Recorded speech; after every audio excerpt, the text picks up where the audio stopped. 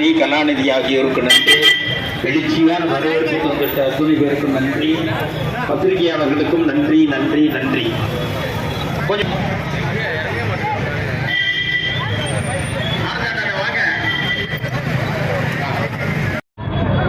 சட்டப்பேரவை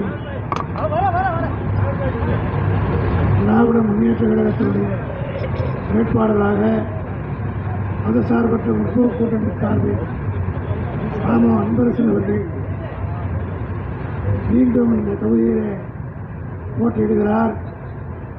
காலையிலிருந்து 7:30 மணிக்கு துவங்கிய இந்த தேர்தல் பிரச்சார நிகழ்ச்சி மக்கள் கடலிலே நீந்து வரக்கூடிய அளவுக்கு இந்த பகுதியில் எந்த காலத்திலும் இல்லாத அளவுக்கு உற்சாகமான வரவேற்பை பொதுமக்கள் எல்லா தரப்பு மக்களும் அளித்ததை பார்க்கிற போது தமிழ்நாட்டில் 200 தொகுதிக்கு மேல் திராவிட முன்னேற்ற கழகம் வெற்றி பெறுவது உறுதி என்பதற்கு